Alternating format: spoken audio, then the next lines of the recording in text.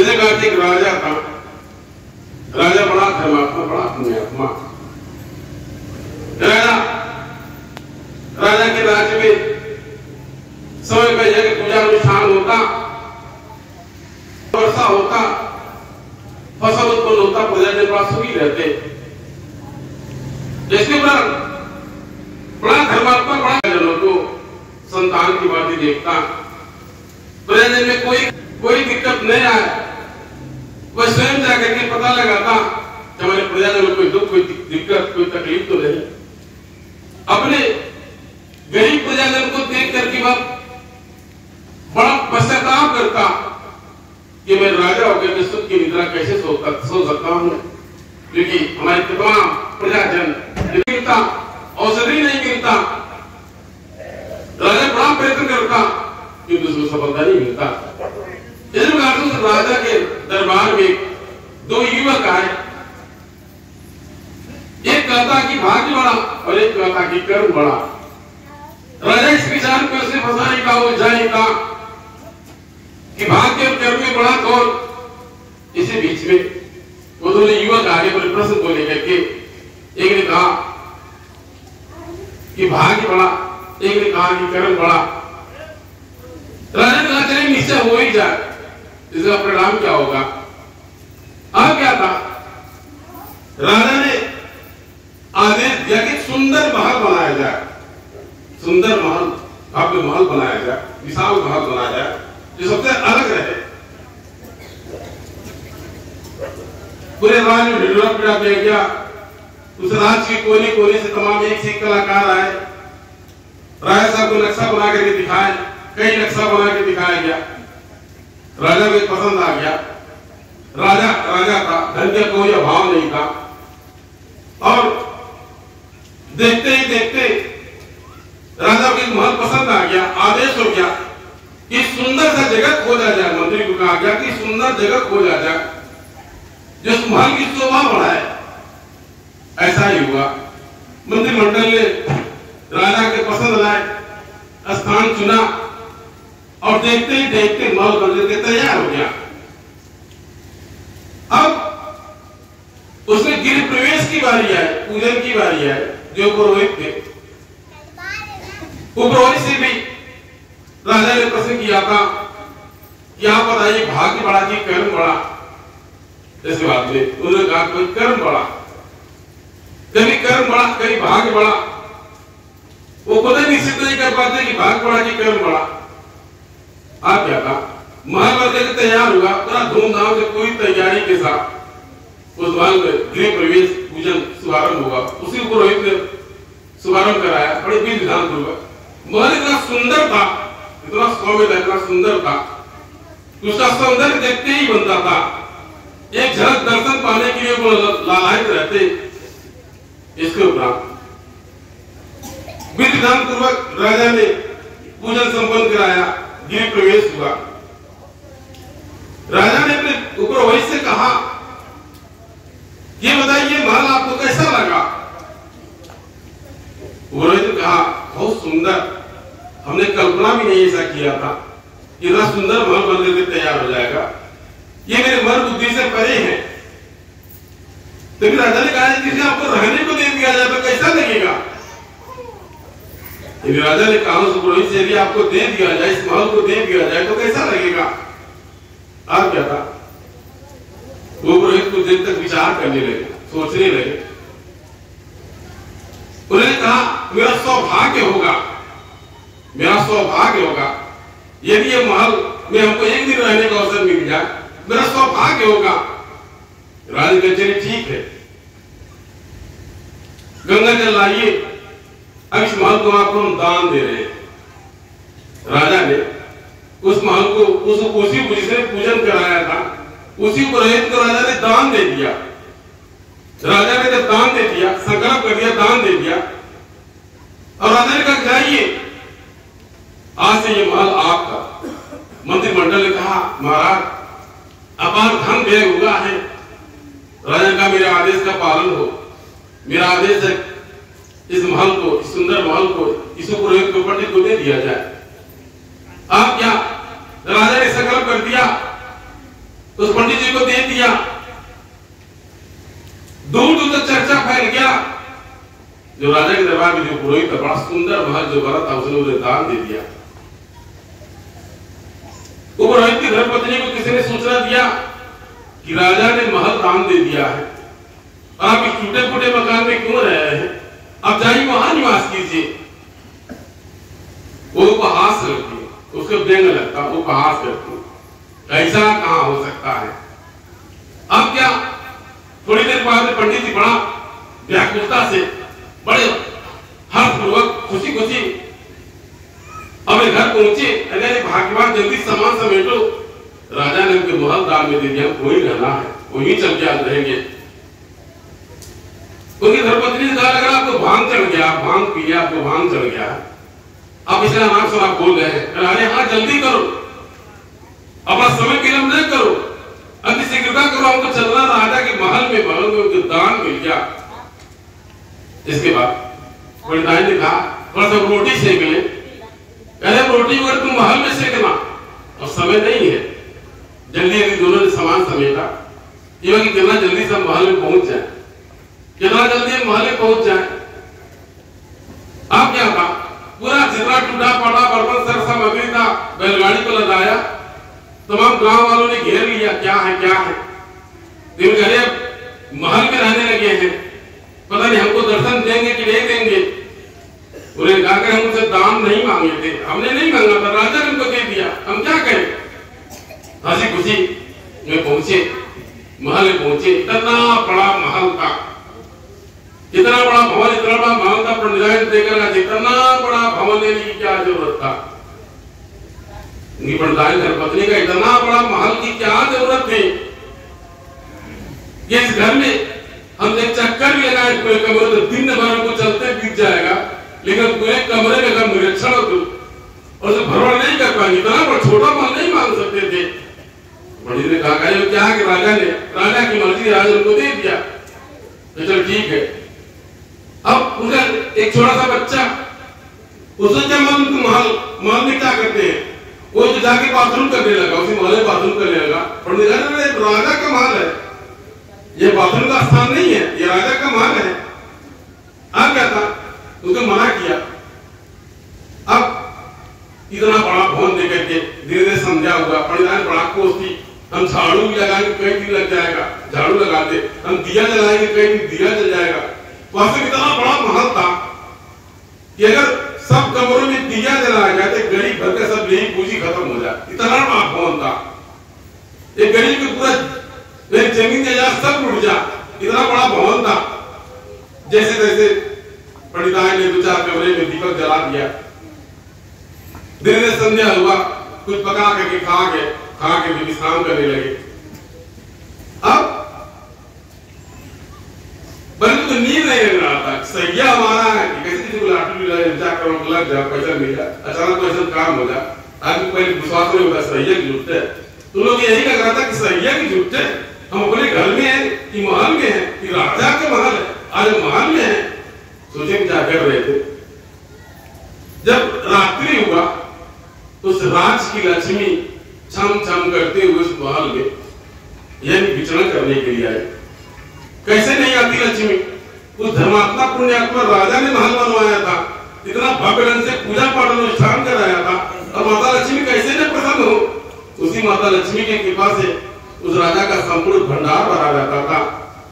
माता लक्ष्मी छम छम करके आई, छम छम उसके पैर बढ़ रहे, आवाज आ रही है छम छम की। माता लक्ष्मी स्वयं देख करके आनंदित होने लगी कि कितना सुंदर महल राजा ने बनवाया है, मन मुक्त हो गया। माता लक्ष्मी बड़ा पसंद होती, चारों तरफ देखती, छम छम की आवाज आती, आगे बढ़ती गई माता लक्ष्मी, उनका रूप दिखाई देने लगा। जब पंडिताएं थी यानी छम छम की आवाज सुनी, उनको लगा कोई प्रेत आत्मा है, कोई भूत है, इस महल में कोई भूत, कोई प्रेत आत्मा है, कोई किसी की आत्मा भटक रही है। अब क्या था, अब मुंह को छिपा ली, हल्का हल्का देखने लगी, छिपा ली, मुंह को छिपा ली। अब माता लक्ष्मी उनको काले वस्त्र में चुड़ैल दिखाई दे रही थी। वो तो माता लक्ष्मी थी, इसी का अपना अपना भाग्य, उसको चुड़ैल दिखाई दे रही थी। कोई चुड़ैल कोई डायन मेरे घर में आ गई है। माता लक्ष्मी बड़ी खुश थी, आनंदित थी। पूरे महल में छम छम की आवाज बाज हो रहा था, भ्रमण कर रही थी। इधर प्रधान धीरे धीरे मुंह ढक के टुक टुक देख रही, कहाँ जा रही, क्या कर रही है। अब माता लक्ष्मी ने कहा ये सब नीचे सोए थे। माता लक्ष्मी ने देखा नीचे सब सोए, नीचे पड़े सोए। तो माता लक्ष्मी भी जाए इतना बड़ा महल का स्वामी और स्वामिनी जमीन पर सोए हैं, इनके अच्छा सा पलंग होना चाहिए। जिसका जितना सोच, जिसका जो जितना भाव, तो माता लक्ष्मी का अपना खुद का भाव था कि इतना बड़ा महल तो इसके मालिक ये भूमि पर सोए, जमीन पर सोए, इनके पलंग होना चाहिए। मोदा जी ने अपनी कृपा बरसाया और ये नीचे सोए थे और उसके नीचे पलंग आ गया, सब सुंदर सा सोने चांदी से जड़ित पलंग आ गया।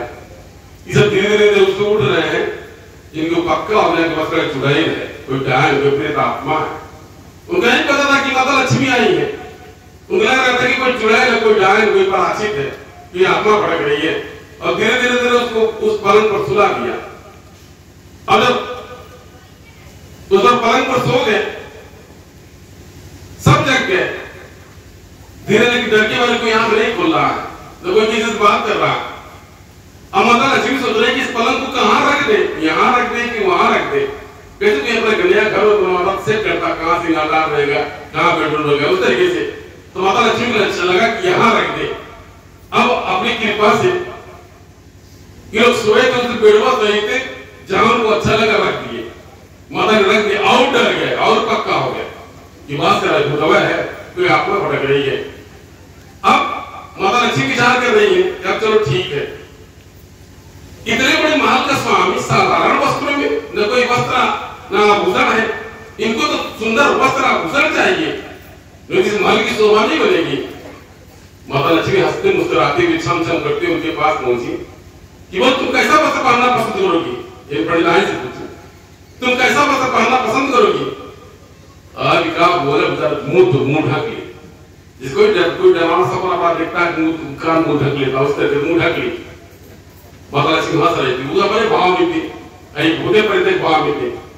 इसके बाद में माता ने कहा चलो ठीक है, अब कई वस्त्र उनको पहनाया, पंडिताइन को उनको वस्त्र है, कौन आभूषण है, उनसे पूछ रही तुमको कैसा वस्त्र अच्छा लगेगा। उसे बेचारे डर रहे थे। माता लक्ष्मी ने कई वस्त्र आभूषण उनको बदलवाया, खट खट बदलता आता जाता और पक्का हो गया कि वस्त्र प्रेत आत्मा है। तो माता जी को, लक्ष्मी जी को जो पसंद आया, जो अच्छा लगा, वस्त्र आभूषण पंडिताइन को पहना दिया। दूसरी बार से देखा कि इतना बड़ा महल का स्वामी ये भी साधारण वस्त्र में है, इसको एक राजा के तरीके से होना चाहिए, उसको राजा का वस्त्र बना दिया। उसका उस पुरोहित का जो लड़का था उसकी युवराज बना दिया, तो बढ़िया सोने चांदी का मुकुट अच्छा से पहन के सुतरा पहन लिए। आज क्या था, जब थोड़ी देर माता ने विचरण किया चारों तरफ, उसने कहा चलो ठीक है, मैं जा रही हूं, मैं कल फिर आऊंगी। उन्होंने देखा कि इतने बड़े महल का स्वामी रुके चुके भोजन खा करके सब सोए हैं। माता ने नीचे चलो ठीक है, हम तुम लोगों के भोजन का व्यवस्था करते रहेंगे। माता अपनी कृपा से तमाम प्रकार के व्यंजन को सिराने अगुड़ाने चारों तरफ रख दिया। उन्होंने कहा चलो ठीक है, मैं जा रही हूँ, तुम लोग को भूख लगेगा तुम खा लेना। माता लक्ष्मी ने कहा तुम लोग को भूख लगेगा तुम खा लेना, मैं जा रही हूँ, कल फिर आऊंगी। माता जी उनको पलंग भी दे दिया, वस्त्र आभूषण भी दे दिया और फिर यानी उनको खाने का सुंदर अच्छा व्यवस्था भी कर दिया और रास्ते पे रास्ते चली गई। आपका एक बिल्कुल डर हो गया कि कोई प्रेत आत्मा है, इस महल में कोई प्रेत आत्मा भटक रही है, जिस कारण से ये नहीं सब उल्टा पलटी हो रहा है। ये प्रेत आत्मा जैसे तैसे रात बिताए, जैसे तैसे रात बिताए, जैसे सवेरा हो।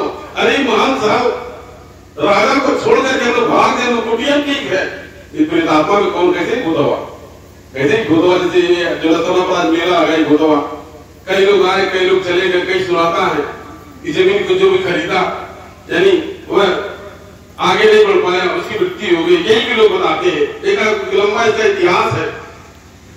उसी प्रकार से किस तरीके से प्रातः काल हुआ, पंडित पंडिताइन प्रातः काल राजा के दरबार पहुंचे।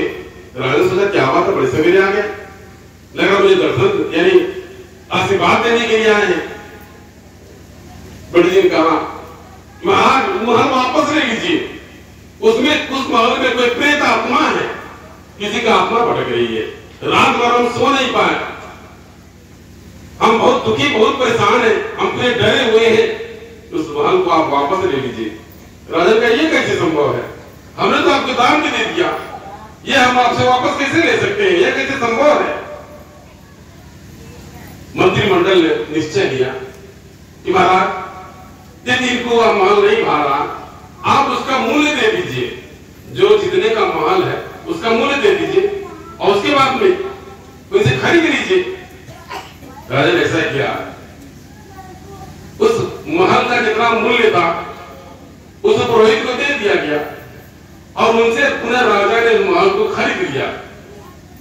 आप क्या था, इनको बड़ा सुकून मिला कि चलो वो जगत जी नहीं छूटा, वो महल छूटा, हम तो भर जाते, तबाह हो जाते, भटक रही आत्मा।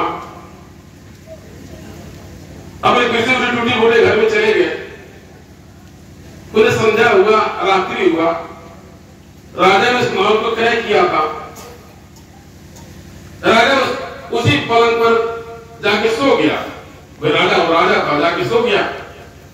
जब रात्रि हुआ, मध्यरात्रि हुआ, पूरे माता लकड़ी पूरे चम चम करके आ रही है, चमचम करके आ रही है, सुंदर देख करके राजा भी बहुत खुश हो गए, ये तो महल का स्वामी है। माता लक्ष्मी इतनी खुश नहीं, उस भवन को देख करके, महल को देख करके, राजा के भाव को देख करके, धर्मात्मा पुण्यात्मा के भाव को देख करके, अब माता लक्ष्मी प्रसन्न हो गई और राजा को जगाने लगी, छम छम की आवाज आई कभी इधर से कभी उधर से। इसके बाद में माता लक्ष्मी ने कहा कि राजा मैं लक्ष्मी हूं, तू कुछ मांग ले, तू कुछ मांग ले, मैं तुझसे बहुत प्रसन्न हूं, तू क्या चाहता है, बोले तू कुछ मांग ले, तू क्या चाहता, मैं तेरी इच्छा की पूर्ति कर दूंगी। राजा कुछ नहीं बोला। उन्हें माता लक्ष्मी ने कहा तू क्या चाहता है, आज मैं तेरी सारी इच्छाओं की पूर्ति कर दूं, तुझे क्या इच्छा है। तो राजा ने कहा माता हमारी यही इच्छा है कि हमको सोने दीजिए, हम विश्राम करना चाहते हैं, हमको सोने दीजिए। माता लक्ष्मी और खुश हो गई कि मुझको देख करके, मुझको पा करके बड़ा से बड़ा धनवान ये नहीं कहेगा कि मुझे नहीं चाहिए, और मैं तुझ पर प्रसन्न हूं और तू कह रहा है कि मुझे विश्राम करने दीजिए, मुझे प्रसन्न हो गई। माता लक्ष्मी ने कहा वो मैं कहां बरसूं, आज मेरी इच्छा है कि मैं बरस करके बरस जाऊं। माता ने बार-बार कहा बोल राजा मैं कहां बरसूं। राजा इधर उधर करवट बदलते हुए कहा माता मेरे महल और इस पलंग को छोड़ करके जाइए मेरे राज्य और गरीबों पर जाके के बरसिए, जिनको भोजन नहीं मिलता, वस्त्र नहीं मिलता, जिनका कोई भवन नहीं है, जिनको औषधि नहीं हो पाता, जिनका कोई सहारा नहीं है, यानी धन माया के भाव में इतना दुखी जीवन व्यतीत करते हैं, इसलिए मेरी यही इच्छा कि मेरे राज्य में जाकर उन गरीबों में बरसिए, यानी जिनको धन दौलत घर द्वार या अन्न की कमी है। माता ने कहा चलो ठीक है। आप क्या था, माता लक्ष्मी गई, जो जहां जहां सोया था, जहां जिस घर बार सोना चाहती हीरा मोती उनके ऊपर गिरने लगा। कैसे कोई अचानक सोया किसी दुनिया में पड़ जाएगा, के बढ़ जाएगा, कहाँ है मुझे बेचारे सोए के ऊपर पर्वत गिर रहा, सोना चांदी हीरा मोती गिर रहा, फिर नाक पर गिरा, मुंह पर गिरा, सर पर गिरा, खड़बड़ा कर बैठ जा रहे हैं, सब उठ करके बैठ गए, खड़बड़ी मच गया, सब डर गए, सब लोग डर गए। वो इस राज्य में प्रेत बाधा आ गई है। पंडित सही कह रहा था, किसी भटकती हुई आत्मा है, कोई आत्मा भटक रही है, प्रेत बाधा है, इसी कारण हम लोग परेशान हैं, दुखी हैं, रात पर सो नहीं पाए। उन्हें मालूम, उनको नहीं मालूम कि मतलब माता लक्ष्मी की कृपा है, सोना चांदी बरस रहा, जैसे तैसे रात बिताए, आप क्या त्राहिमाम करते हुए राजा के दरबार में सभी लोग पहुंचे। राजा पूछे क्या बात है, प्रातः काल आने का कारण क्या है? आप क्या था? सब प्रजाजनों ने कहा महाराज आपके राज में कोई आत्मा भटक रही है और जिस कारण वो पुरोहित भी उस महल में नहीं सो पाया और हम लोग भी आज नहीं सो पाए, इसलिए पहले राज में पूजा पाठ कराइए ताकि जो भटक रही आत्मा उसको शांति मिल जाए, मुक्ति मिल जाए, तो पूजा पाठ अनुष्ठान कराइए। आप क्या था? उधर राजा था, समझ गया। माता लक्ष्मी अट्टहास करने लगी, माता लक्ष्मी अट्टहास करने लगी और राजा से देख राजा इस समूह के भाग्य में ही नहीं था, मैं लोग और बरसी वह मानुष पंडित के भाग्य में नहीं था, इसलिए मुझे प्रेत आत्मा जान करके छोड़ करके भाग गया। और ये जितना धन संपदा तेरे राज के दिन गरीबों के भाग्य में नहीं था, इस तरह ये छोड़ करके भाग गए और उसका प्रेत या फिर भटकती आत्मा दिखाई दिया। इसलिए संसार में आकर के सबका अपना अपना भाग्य, अपना अपना कर्म है। हर कोई भाग्य के अनुसार से कर्म करता है, कमाता खाकर दिन चला जाता है। राजा तेरी इच्छा थी तेरे प्रजाजनों में सुख शांति आ जाए, भोजन ग्रहण करे, अच्छा भोजन करे, अच्छा पहने, अच्छा व्यवस्था था। मैंने तेरी इच्छा की पूर्ति की, लेकिन इनके भाग्य में रहा होता वही समेट करके धनवान बन गए होते, लेकिन किसी के भाग्य में नहीं था। अगर तेरी भांति सभी लोग राजा बन जाए तुम्हारी सेवा कौन करेगा? अगर सभी लोग धनवान बन जाए, सभी निर्धन बन जाए, या सभी लोग चाकर बन जाए, या सभी लोग अच्छे पद पोस्ट पर चले जाए, तो भी संसार का और कारोबार कैसे चलेगा? इसलिए प्रकृति का नियम है, मेरा नियम है, सृष्टि का नियम है। इस संसार में जो भी आता है उसका अपना अपना भाग्य होता है, कर्म होता है। भाग्य और कर्म के अनुसार से कमाता खाता है, उसी भाग्य के अनुसार से चला जाता है। ऐसा राजा को ज्ञान हुआ और माता लक्ष्मी का ध्यान हो गए। तो कहने का तात्पर्य है उसी प्रकार से आज शक्ति जगदम्बा एक ऐसी शक्ति है जो किसी के दुर्भाग्य को सौभाग्य बदल सकती है। आज शक्ति जगत की जननी है, जगदम्बा है, जिनकी भक्ति मुक्ति यानी मोक्ष प्राप्त करने के लिए जगत सर्व में जाने से कल्याण होता है।